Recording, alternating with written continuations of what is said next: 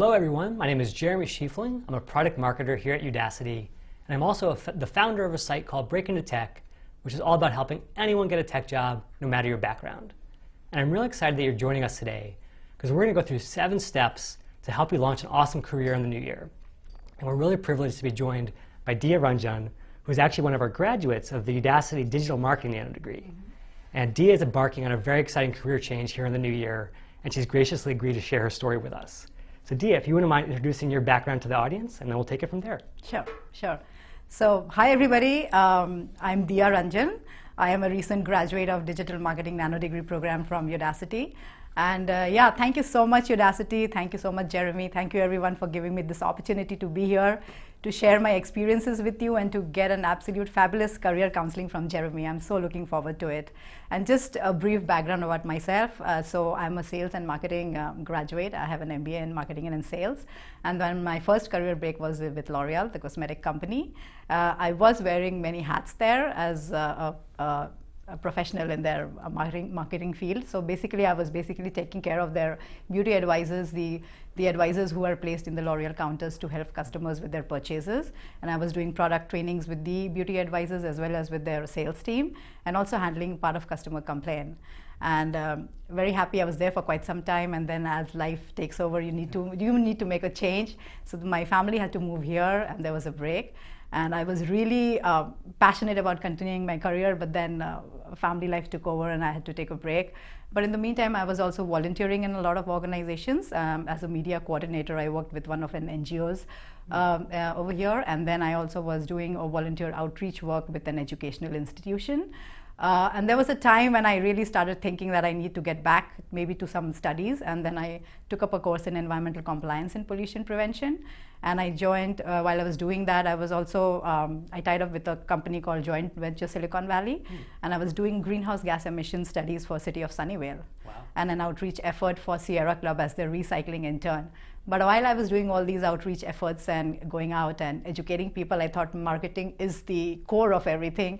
And I'm so passionate about this area that I really need to get back to it. Cool. And I started digging deeper into courses that would help me, that would give me confidence to get back to the field after quite some time. And through a thorough research, Udacity came up to be one of the best courses. And one of the few things that Udacity's digital marketing course stands out from the rest is the campaign that we do, the running the live campaigns and optimizing it and knowing how it works. Like hands-on. Absolutely. So it gives you a confidence that when it is thrown to you in the real life, you're able to do that.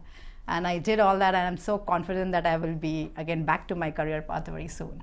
Yeah, awesome. I'm looking forward to it. Cool. Well, thank you so much for sharing your story with us and being willing to share with our audience out there. I think you have the perfect background for folks out there who are saying, hey, I also have tried different things in my career. I've done a little bit of this and a little bit of that. I'm trying to figure out how to take that next step. Where do I belong? And I think that they're going to realize from your own experience that pretty much anything is possible in this new year if you take a very systematic approach. And that's what we're going to talk about today. Right. So to get started, tell us a little bit more about sort of where you feel like you belong in terms of all the different marketing roles out there. There's product marketing, there's content marketing, there's social media marketing. What do you think is the right fit for you? I was looking, there are a lot of areas where you could be drawn into, like content really kind of draws me. I would want to do something in that field. But something right now that I'm looking at is a social media marketing role, typically maybe a social media marketing specialist to start with. That's a role that I'm looking at. And I think that is a big role in terms of encompassing a myriad of activities and things that you need to do as a social media specialist. So that's something which I'm really looking forward to. Absolutely. And it's one of the fastest growing roles in marketing and around the world, frankly. So definitely positioning yourself for the future well there. Right, yeah. And I think one of the things for the folks out there to think about is it's easy to say, in the new year, I want to do something exciting. I want to do something I'm passionate about. And that's definitely a place where you want to start. But don't just leave it there. Think about how can I actually add value to the organization I'm about to join. So I'm really thinking about it from the perspective of the recruiter and the hiring manager. And I think the beautiful thing about your approach is that you're saying, I could just say I want to do marketing in general, I'm excited about digital marketing, but instead I'm really focused on what they need, which is someone to come in and make sure that their social media is on point and delivering real value. Right. And I think because you're starting with that positioning, you're going to be much more successful down the road than someone who just says, hey, I just want to be in marketing more broadly. Right. Absolutely, yeah. And so for those out there who don't quite have clarity as of yet, have no fear. There's definitely time to come here. But a couple quick tips to get you started is think about who you can talk to in this new year who can give you a sense of what the roles look like in your space. So whether it's engineering or marketing or anything else, try to figure out, is there someone who I can actually shadow a little bit? Maybe spend an hour or two at their office, seeing what they do all day.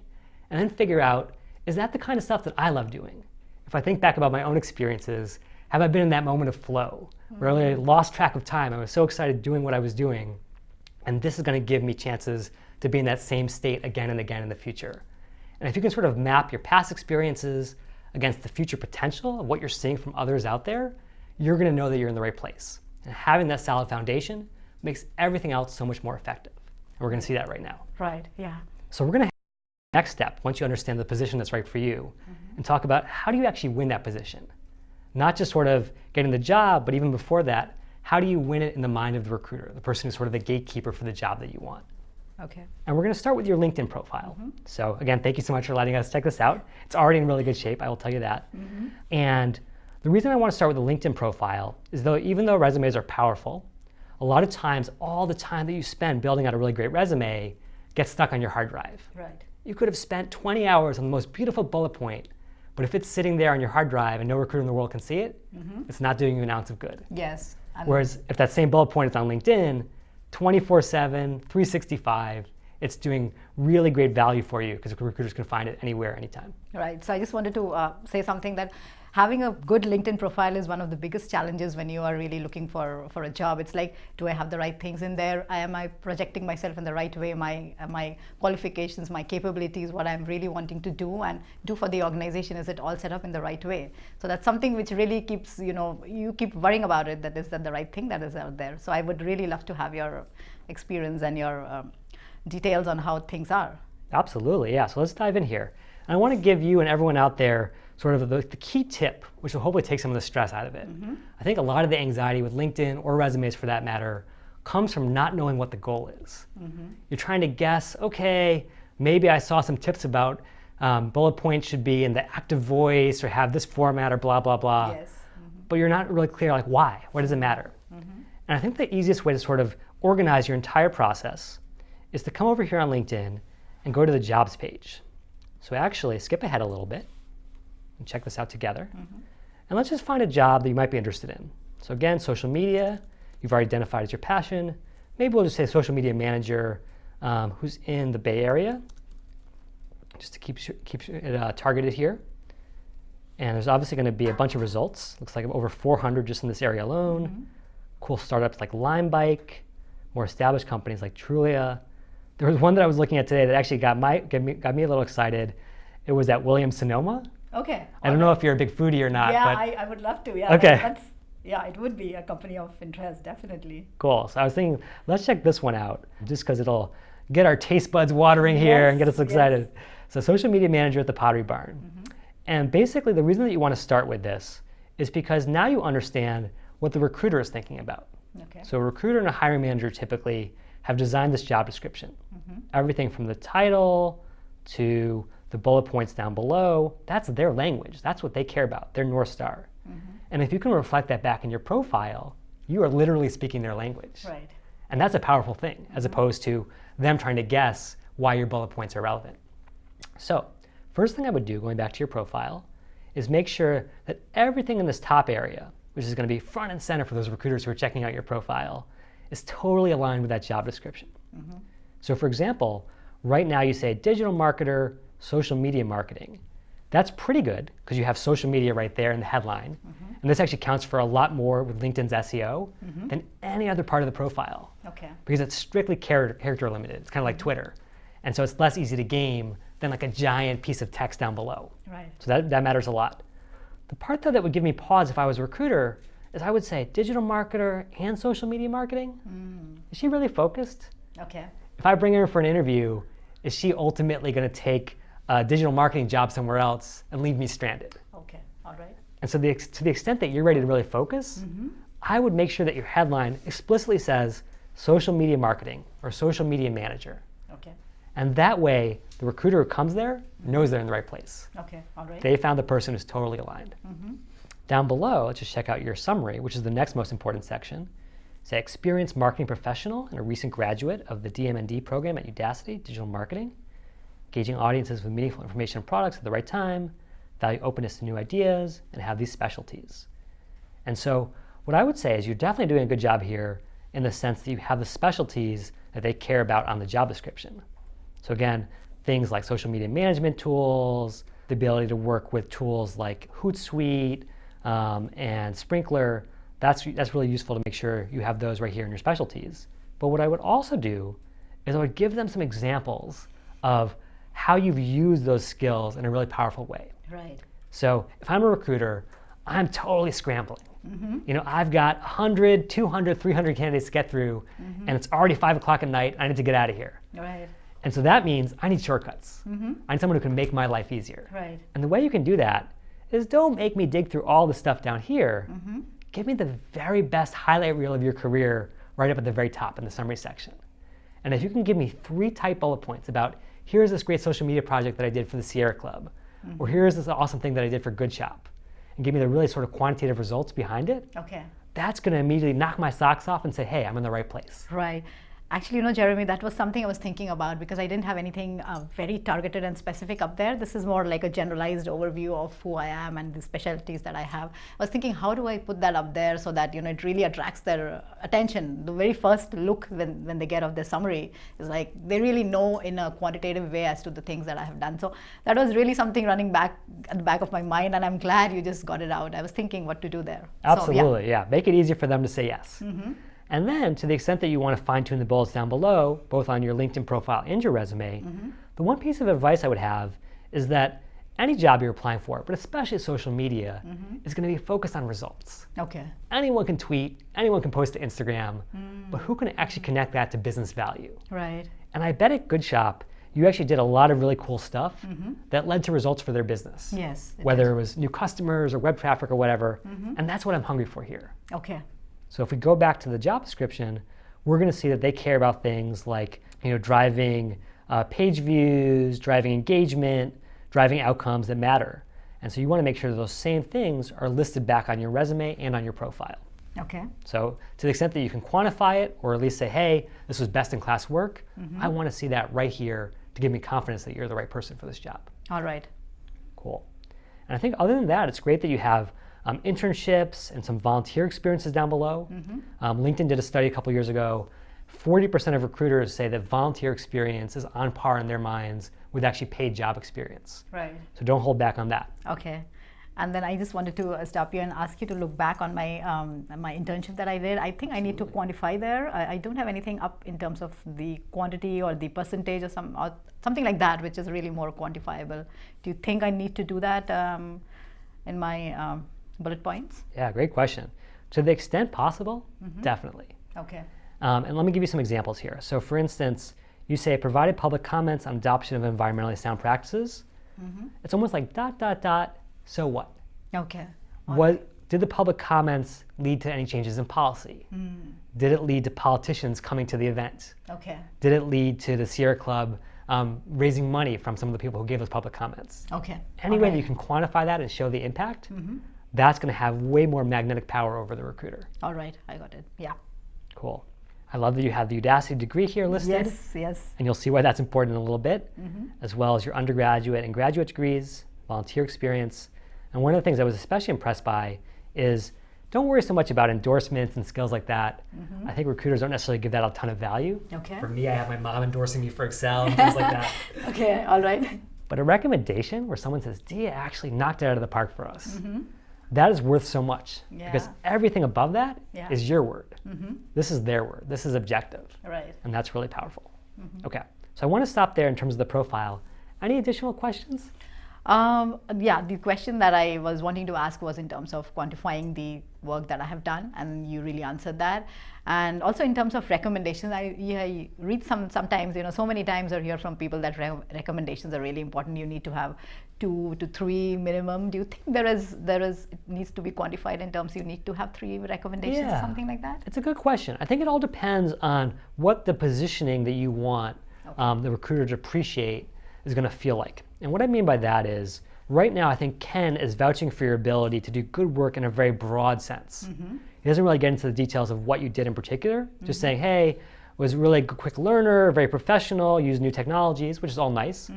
If there's someone who can vouch for your social media work and actually say, hey, she totally kicked butt for us when it came to building our brand, establishing our presence, getting followers, turning followers into revenue or other sort of important outcomes.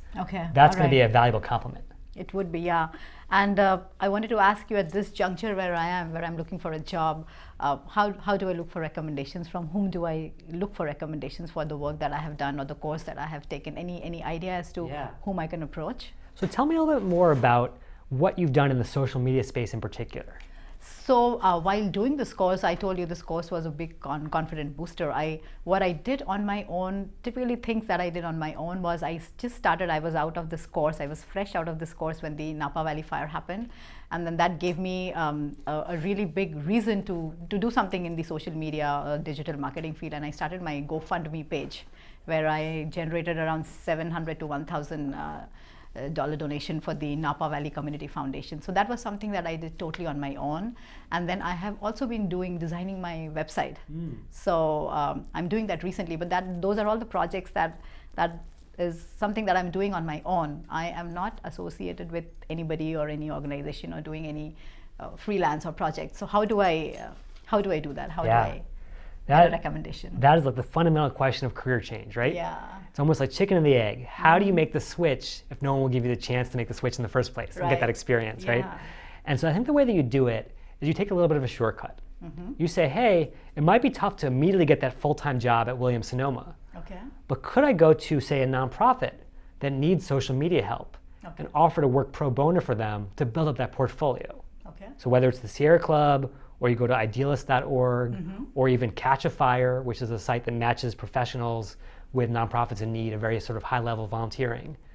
Any of those sites will connect you with organizations where you can come in, immediately make a difference, and then list that not only on your website, but also your LinkedIn, and get the recommendation, to your point, that attests to the value you created. Oh, that's a good idea, because I was not looking at that area at all.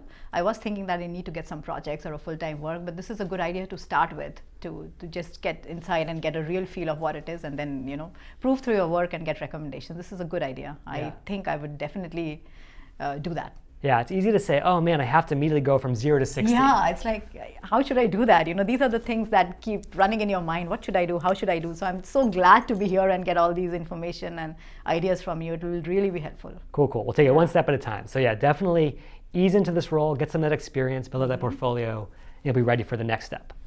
So let's say that you do that, and now you're ready to move on and actually start looking for jobs. I would say, whoa, hold on one second before we get there. I know it's always tantalizing to dive into the job search process. I would think about a foundational step of not only positioning yourself, but building your network ahead of time. And the easiest way to do that is to let LinkedIn be your guide.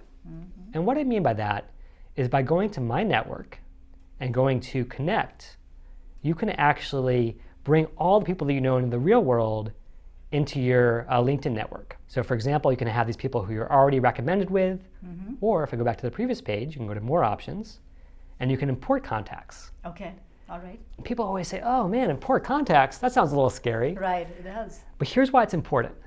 If you can bring in your work email account, and your personal email account, and your school email account, and your phone's address book, you're taking all these people that you know in the real world, and you're adding them into your online network. All right. And the reason why an online network can be more powerful in some ways than even a physical in-person network is because you can then start to search LinkedIn, not only to find the right person at the right moment, so someone you might know at Williams-Sonoma, for instance, but even if you don't know anyone at Williams-Sonoma, I guarantee you there are people that you know right now who do know people there. And they could introduce you. So that would be through the connections? Exactly. And so only LinkedIn can show you that invisible network, can shine a light on it and let you know, hey, there are all these ways in that you didn't even know existed. Right.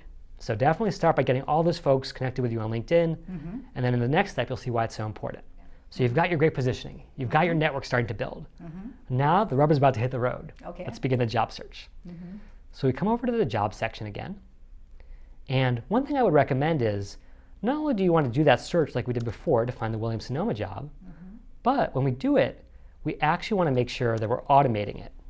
One problem that I see job seekers run into all the time is that they're kind of up and down when it comes to searching. Right. I think it's because it's such an emotional process, yes, right? It is. Yeah, it is. You just think, maybe this, I should put this. In terms of job, maybe social media marketing or content coordinator, what should I do? And then the area, which should I target? Should I target a particular city or an area as a whole? So yeah, those are the questions that keep running on your mind. So how should I go about it? Absolutely. And I think the beauty of automation here is that you don't have to worry about that every single day. You don't have to say, oh man, I just got a really sort of annoying rejection yesterday for my dream job. I'm just going to give up. Instead, if you say, hey, I'm going to create a search alert and basically get notified every day for the social media jobs in the Bay Area, now you're letting the computers, who are totally emotionless, just take care of all that and keep a steady stream of good opportunities coming to you no matter how you're feeling. So I think that's the first foundation. In terms of your question about the exact role to search for, I would search for a couple and create automations for each of them. Okay. And then in the same way that great marketers A/B test their marketing, I want you to A/B test your career. All right. So if you're getting more traction with social media coordinator than social media manager, maybe turn off that search. Okay. If you're doing better in the East Bay than in the South Bay, or vice versa, maybe that's something that you sort of tweak as well. Okay. But at first, I would start relatively broadly and let the information from your experience out there in the world be your guide. Oh, that's a good idea. That's a good point. I mean, generally, I tend to put San Francisco Bay Area, but that's a good idea to just check various areas and also various job titles or roles, and then go from there. Yeah. Absolutely. Yeah.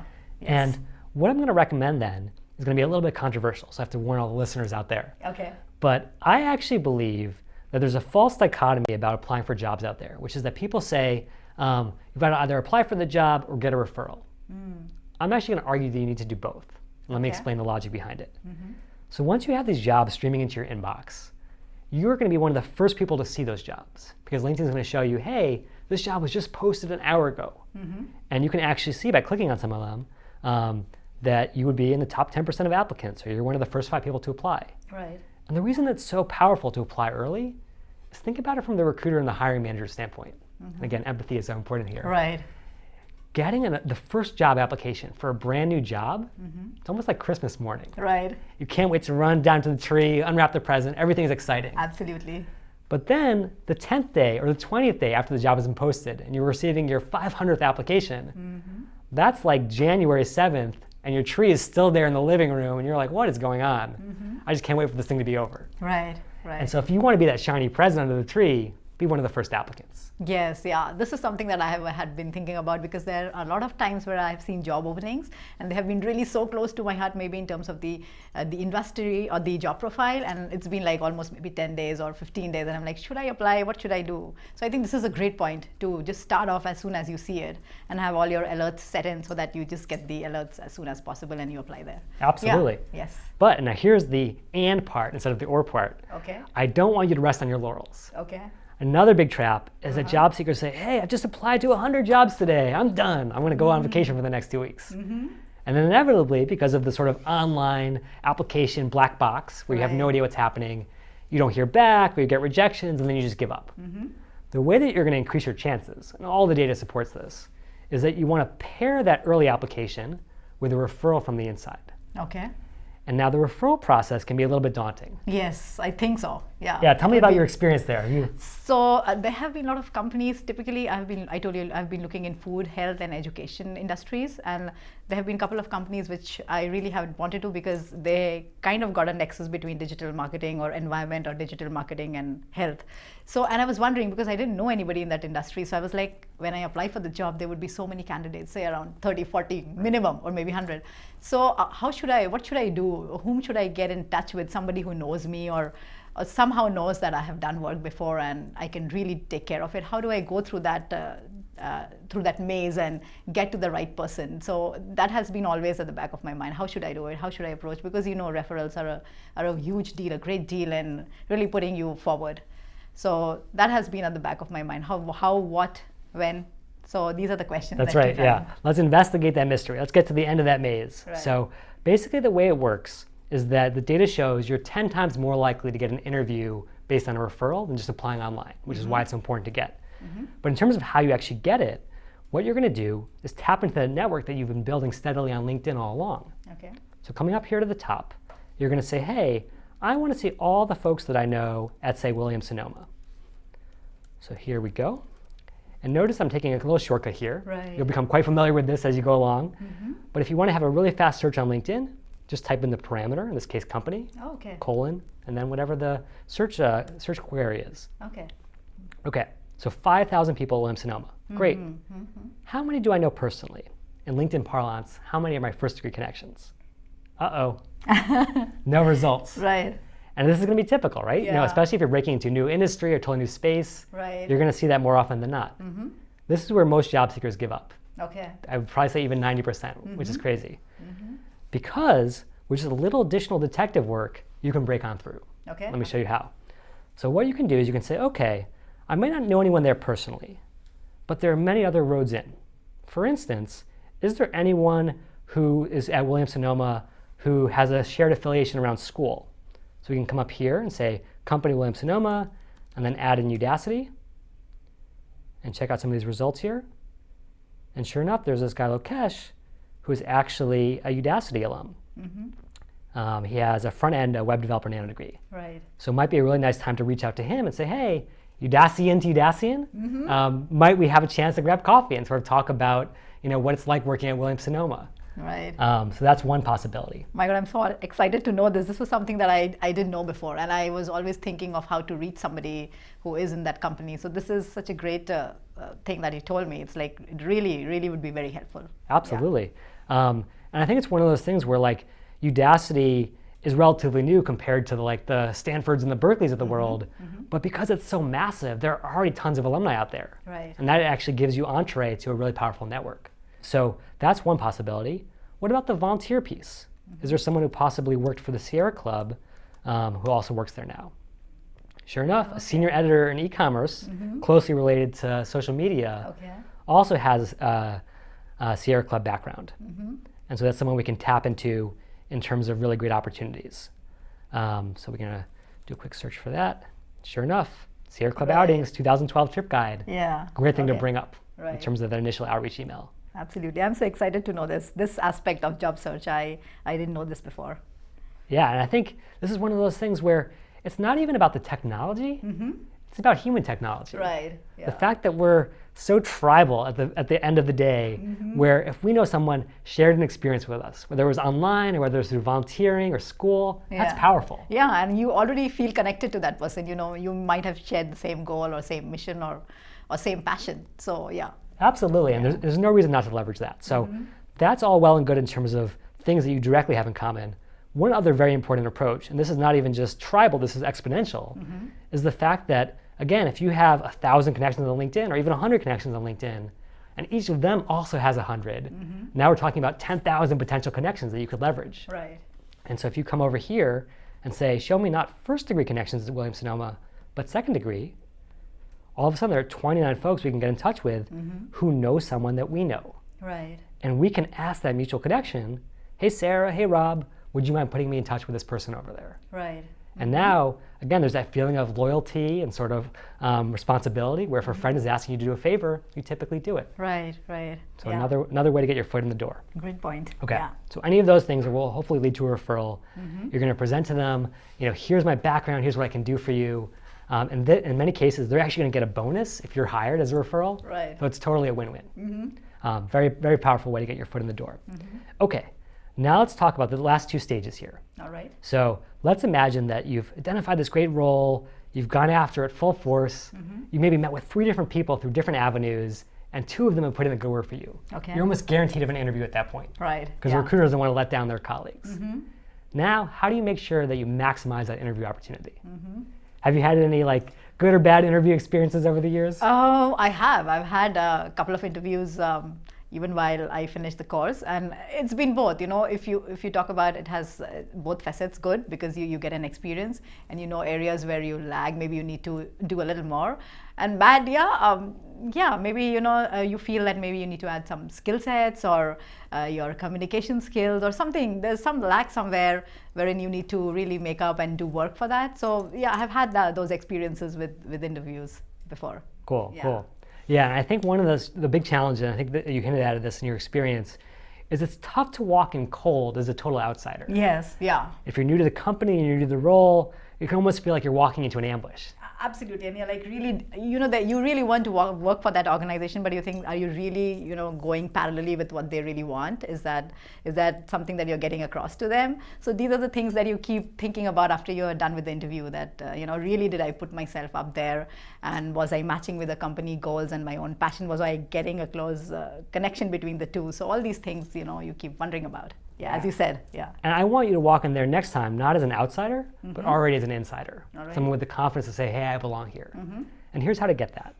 So obviously you can search for the individual people that you're going to interview with on LinkedIn. Right. Try to figure out if you have anything in common, what you can talk about in terms of those questions you might want to ask at the end of the interview. But you also want to check out the company. Right. And there are 3 ways you can do that. So you can look for the company itself in terms of coming up here and say, hey, let me see their company page. And this is useful not so much in terms of secret nuggets, but just to understand their language and their style. Right. How do they talk about themselves? How do they carry themselves publicly? Try to match that in your style and your language. Right. But if you want to go a little deeper, there are a couple things you can do. So again, we're going to search for Williams-Sonoma and check out what we do this time. I just hit the return button on my keyboard as opposed to clicking their link. And now I can actually search for content related to them. So LinkedIn pulls in all this great content from across the web. They're owning West Elm. This is what's happening in the retail space. All these trends in their industry and their company that you couldn't necessarily find on your own one by one, but it's all aggregated for you here. Right, right. Let's go one step even further. So if you go over to this oft-neglected tab, work over here on the far right, and go to SlideShare. Okay. SlideShare is basically the YouTube of PowerPoint, if you will. Okay. All the PowerPoints of the world in one place. Right. And one of the cool things about SlideShare is people have actually done, typically for like business school or academic kind of projects, analyses of all the companies in the world practically. All right. Okay. And so if you were to come here and say, hey, Williams-Sonoma, sort of analysis, it could be competitive analysis or SWOT analysis, sure enough, you're going to see all this good stuff, whether it's strategy or financial information that people have already crunched for you and you can review ahead of time to, again, feel like that insider. Oh wow, this is wonderful. Never use that tab at all. Never. Yeah. So definitely, it has good value, especially when you're ready for sort of being in the spotlight and doing your best. Right. Yeah. And now let's fast forward one final stage. And I think we always talk about visualizing success, right? Right. Thinking about how it's going to feel when you cross the finish line. Let's think about how it's going to feel when you get the offer. I feel I'm already there. Okay, wonderful. Hey, we're making magic happen here. You can say, hey, I'm just going to take any old offer they throw at me. I'm just so excited to get into the space. And, that's fine. It's fine to say, hey, I'm just thrilled to be there and I want to sort of build up my credibility over time. But you can also say, hey, I'm a really talented professional. I've been working as a marketer for a while and I've actually developed interesting experiences. I should be paid what I'm worth. But how do you know? Yeah. And so the reason that I recommend this next tool is it'll actually give you that information. It'll give you the power to walk into that conversation with leverage. So obviously, it's always a good idea to have multiple offers if possible, which is why I like the idea of applying broadly, as we talked about before. So you can use that as leverage. But even if you don't have that, you can go to LinkedIn Salary Tool, and you can use the leverage of data and knowledge and say, hey, show me what social media managers are getting paid in the Bay Area. And it's not even just sort of a high-level number, like 71,000, 75,000, but it's actually broken down by industries. So if you want to get into, say, consumer goods like Williams-Sonoma versus the tech world, by years of experience, all the way down to how much stock would you expect, the size of the company, all that good stuff. And that way, when you have that back and forth with the recruiter about what the right amount is, you don't have to be content to sort of take what they give you. You can say, well, this is what the market rate is, and I think a market rate is fair. And usually that's going to get you into their good graces because that's the world that they deal with. They deal with sort of what's out there, what the market is a reality in terms of the labor market. And this will empower you to make those kinds of calls. Right, yeah. This is good, yeah. This is good to know because you keep thinking when you are up for an interview, you keep thinking what is a good pay for that role? Is it the right pay? So you keep thinking about various aspects of that area. So this is a good thing to know and find out from. So you get a ballpark figure of what to say or where to start with. That's right, yeah. Just levels the playing field. Right, yes, it does. And then lastly, obviously you've made it to the promised land now. You got the dream job, the dream salary. But what I really want to talk about is any lingering concerns you have, like anything else that might be a roadblock to getting there. The roadblock to getting there, the first thing that comes to my mind is in terms of skill sets, which I think I have that. Do you feel that I need to add something while I'm looking for a job search? Like a lot of times when you go through the job roles or the job responsibilities, there are certain things that you think or you know that you don't have. So yeah, the other good question is how much should I say a profile, I match 50% with that profile which is up there. Should I apply for that job or should I not? And the second part of this is, should I keep increasing my skill set? Should I keep adding value to myself? So yeah, that's something that I would want to ask you. Yeah, absolutely. And I think this is a case where, again, a lot of job seekers talk themselves out of roles that they would actually be really good for. If we go back to that job description, so for example, looking at the Williams-Sonoma job, what we're going to find is that it's a pretty lengthy job description, which is not surprising because they typically are, right? So let's check it out here at the very bottom. And if I'm not mistaken, there's probably at least 20 bullet points here, right? Yeah. Got to have this, got to have Yes. that. Almost like you have to be like a unicorn, right? The one perfect candidate across the world. And I think what this speaks to is the fact that recruiters are working really hard inside organizations to satisfy multiple stakeholders. The hiring managers, the cross-functional partners, everyone's got sort of a voice in that opinion. And so they're sort of putting everything down there. Okay. But the reality is, no one in the world is going to have all of that. Not even the world's most experienced social media marketers. Right. And so don't let yourself be talked out by that sort of inner voice of like, oh no, I don't have this one thing, I'm done. Yeah. Because no one ever gets hired from matching everything. As long as you can meet that minimum level, and I think 50% is probably a pretty good amount, Okay. I think you're going to be in good shape. The other thing to answer the question about what skills you should develop is look for patterns across the jobs that you really admire. Okay. So we've only looked at one job today, but if you looked at the Williams-Sonoma job and the Pottery Barn job and the Postmates job and the Lime Bike job, and you're seeing the same skills over and over and over again, whether it's Photoshop or Hootsuite or what have you, maybe that's telling you, hey, to be successful in this space, this is fundamental. This is a common denominator. Right, yeah. But don't go crazy and try to develop a skill because you saw it once on one job description. Absolutely, that's another question. There's so many things that sometimes you feel that I should do this, maybe Photoshop or HTML or something, things like that which you keep thinking that I should add, but it's a whole huge gamut of things that you need to add, and then it kind of bogs you down that what should I do now? So yes, yeah, your ideas would be really helpful if you could tell me. Yeah, and I think one of the things to think about too is like, how is this all going to play out in the interview room? If you can get that referral, you're almost guaranteed an interview. And if you can get into the interview room, you can win, not based on some abstract skill set that you have, but on the fact that you're going to build an emotional connection with that interviewer. Right. So that's another human at the other side of the table. They might seem like an interviewing robot. They might be playing it very sort of poker-faced. But underneath that facade, they want someone who can not only do the job, but who they want to do the job with. And if you can bring that same personality that I'm seeing right now in terms of someone who's excited and passionate about the space, a great collaborator, that's going to be just as important as checking off a million different boxes. I agree, absolutely. And I think in that context, the company search and the details about the company, as you showed me, would be very important, because then you can associate and align yourself and you actually know what you're doing or what you want to do, and you can gauge your kind of passion for that area. So I think that whole thing will get that empathetic value also towards across the table when you are there for the interview for that company or for that role or for the value proposition that you put in. That's right. It just feels like you belong there. Yes. Yeah. Absolutely. Any other questions? I think you just covered, whatever was there in my mind, I think everything has been answered. And there were certain things, it was like a magic, magic happening as you told me to do the network, analysis as to how you can go through the second degree network connections and know people, or maybe through your volunteer work or projects or education. So that was great. I didn't know about that at all. And that's something that I was really looking forward to. How do I build? Typically for somebody who is in a career transition stage and who's kind of trying to get the foot into the door in that domain, this was so helpful. Cool. Yeah. Well, let me just recap a couple things for our audience out there, Okay. and then we'll open it up to questions there. So just to remember what we just did here, we went through 7 steps. Number 1, de-identify the perfect role for her, not just an industry or a high-level passion, but actually the specific area where she could add value for the recruiter and the hiring manager. So that was a great place to begin. Then she positioned her LinkedIn profile and her resume for that by matching the job description in terms of the headline and the specific skills they were looking for. Then she moved on to build her network, number 3. So actually adding her address books to LinkedIn to make sure she had a powerful network out there ready to go. Number 4, she automated her job search, letting the computer handle the emotions of the ups and down day to day.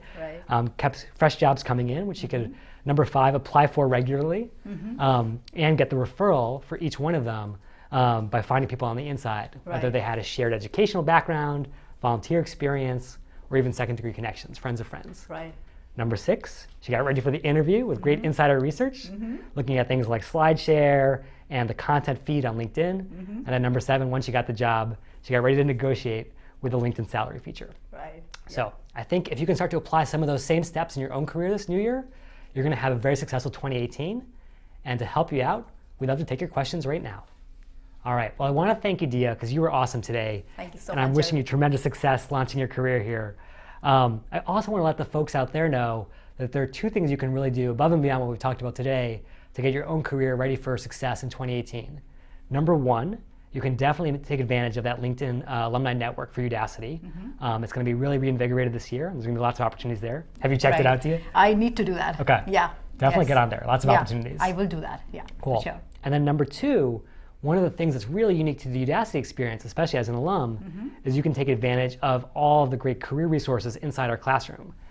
Make sure that you have that LinkedIn profile review, get support. You're definitely not alone in this process. Okay, great point, because I missed that out. I did start doing that, but I think somewhere down the line I didn't complete that. So I would look forward to doing that. I think I should do that absolutely, and as soon as possible. That would be really nice. Yeah. Very cool. Well, I think you're going to be super successful doing it, and I hope everyone else out there avails themselves of those resources as well. They're pretty special. So here's wishing you guys a tremendous new year.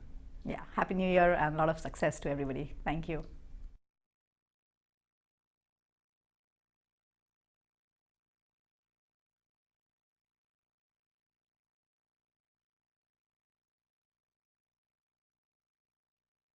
Okay, we're super excited to take your questions, everyone. So we're going to start with some questions coming in through the live stream. Please don't hesitate to chat more in as we go. I want to have as many questions out there, get you ready for a new year full of success. To kick things off, we're going to start with a question about data science. So someone's asking, I'm an astronomer transitioning to data science. Should I put astronomer in the job field on my LinkedIn page? Astronomer data scientist? Or just data scientist? That's a great question, Lauren. So what I'm going to recommend is that you want to focus 100% on LinkedIn about where you want to go, not where you've been. And the reason for that is you got to think about what recruiters think about, which is, will you be able to come in here and make a big impact in this job that I'm hiring for? They don't necessarily care if you've been a kindergarten teacher or an architect or an astronomer, so much as that you can hit the ground running on day 1 and make them look like a star. And so if you're applying for data science roles, that's what I lead with on your headline. Great question. Okay, next we're going to move to a question from Robin. Robin says, I'm a 40-year-old career changer with varied prior experience. I feel my lack of professional programming experience and formal qualifications is met with skepticism by recruiters. However, I do feel confident in my ability to learn quickly. How can we encourage companies to give wild cards such as myself a chance? And I totally empathize, Robin.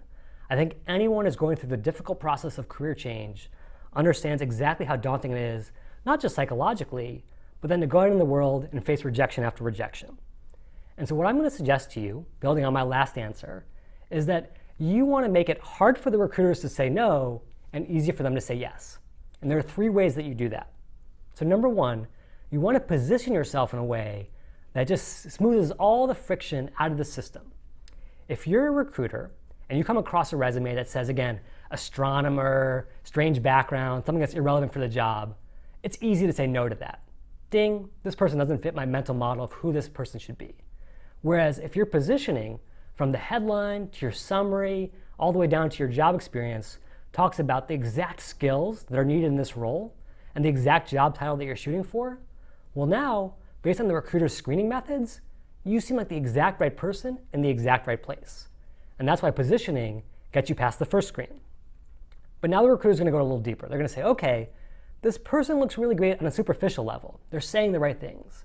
But can they walk the talk? And that's where the second step of portfolio comes in, the second P, if you will.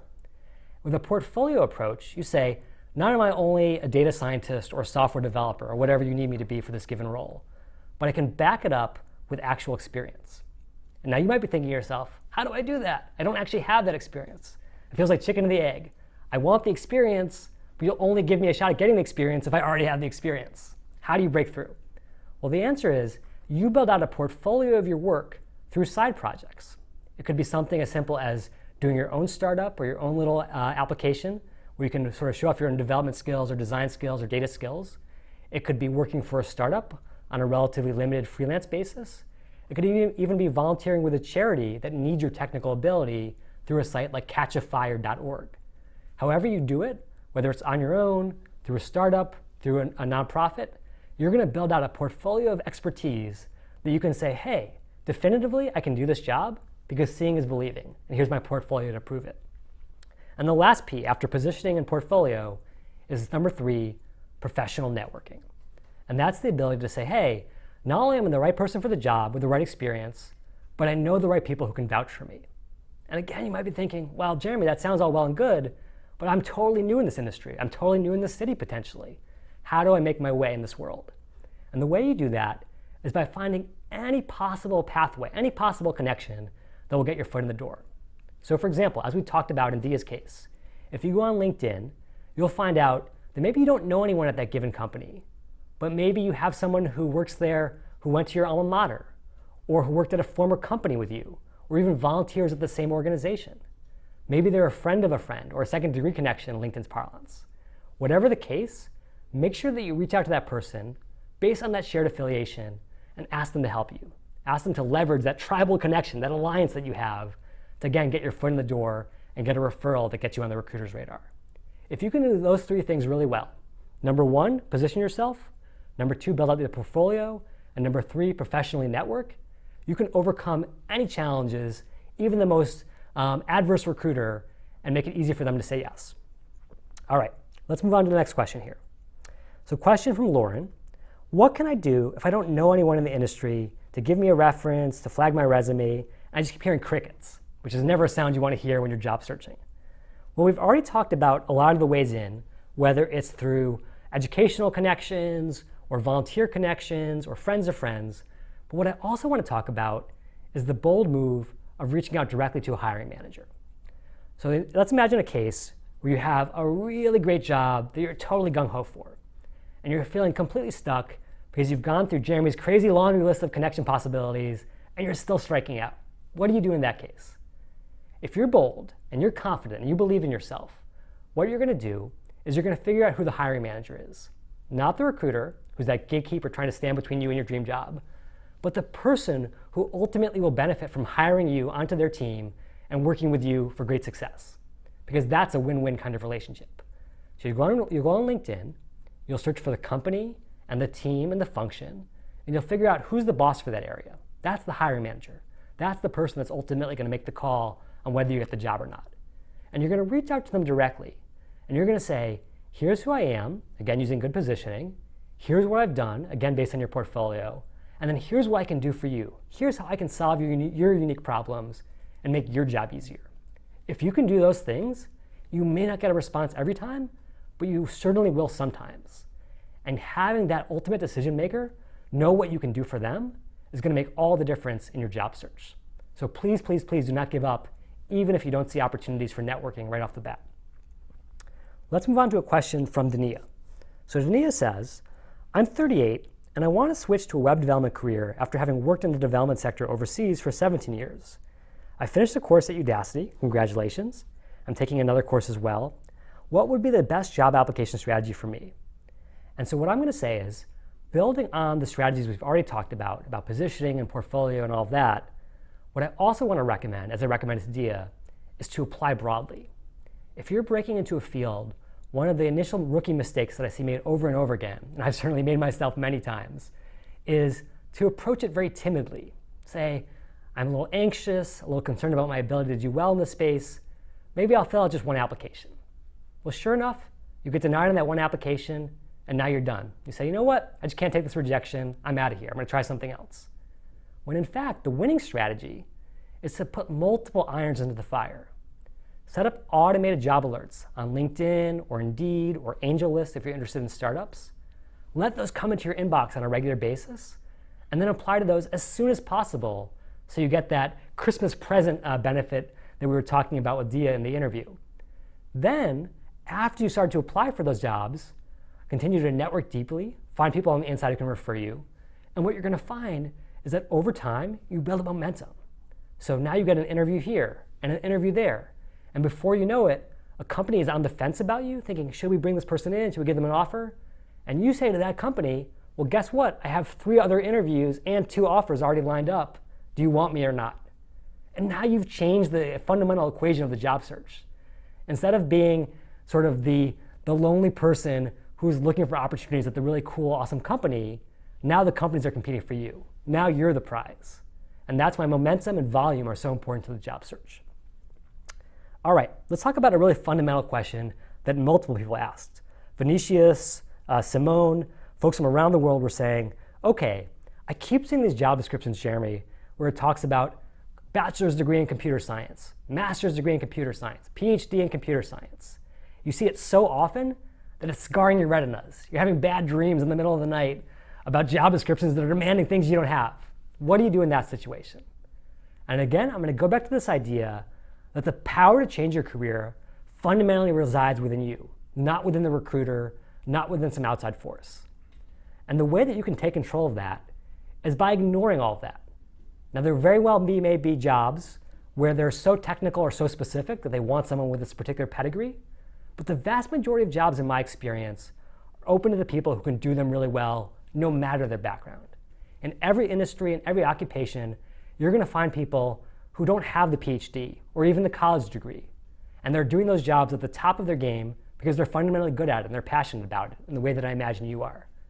And the way that they got those jobs was not the traditional road of just filling out an application and hoping for the best, but ultimately, again, winning over that hiring manager who says, at the end of the day, I don't care about your pedigree.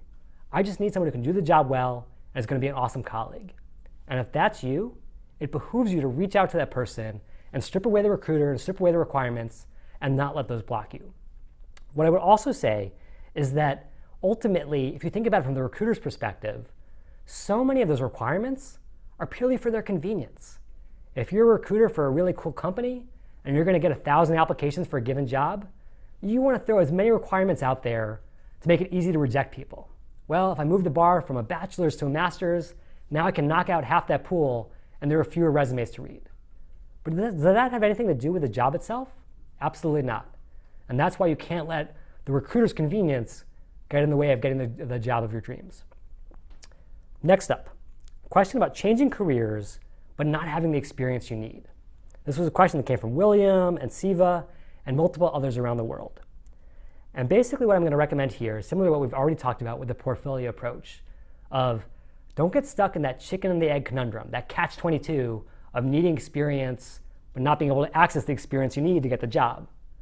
What you're going to do is you're going to step outside of that conundrum and you're going to build that experience on your own. And that's the beauty of the kinds of skills and experiences that Udacity teaches. It's not theoretical. It's not something where you have to say, well, I could take a test on it to prove it to you. These are the kinds of skills, whether it's developments or AI or digital marketing, where you can prove those out through your own work. And again, it could be for a startup of your own doing. It could be for a side project, helping a friend, volunteering for a nonprofit, working with a startup as a freelancer, going to a site like Upwork.com and listing yourself as a volunteer. All of those pathways give you access to building out a rich portfolio of experience that ultimately proves you can do the job and not just that you've checked off all the right boxes. So make sure that you don't be so sort of beaten back by those kinds of requirements around 5 to 7 years of this or 3 to 5 years of that. If you can fundamentally do the job, prove it, and then show it to the hiring manager. Okay, a couple of additional questions here. So Siva says, I'm a technology consultant with a decade of experience. I'm passionate about AI, autonomous vehicles, and I completed the self-driving car ND, which is awesome. Can you mentor me on making the career transition? Well, unfortunately, Siva, I have hung up my own career coaching spurs, so to speak, to work full-time at Udacity and to make a big splash for our students here. However, I have an even better resource for you.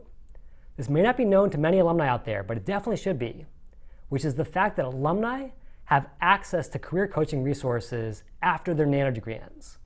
So if you check out your Udacity classroom, or any of the other alumni materials, what you'll find is that you can reach out to our awesome rockstar career team here for help with resumes, profiles, cover letters, interviewing tips, everything you need to get out of your rut and get that job of your dreams. So please don't sit on the sidelines even one day longer. Avail yourself of those resources because we really do want to help, and we're standing by and ready to do that. Okay, question from Joyce Amino. Joyce says, what is the best way to show your projects on LinkedIn? For example, one of your projects that you did in the digital marketing nano program. Do you use a site like Dropbox? Do you download it? What's the best way? Well, I'm going to probably sound like a bit of a broken record here, Joy, after everything that we talked about in the interview. But I'm going to say you want that up on LinkedIn. And the reason for that is because if it's on Dropbox, or if it's on your hard drive, or if it's sitting printed out somewhere, that does you absolutely no good because no one can see it. It's hidden away from the world.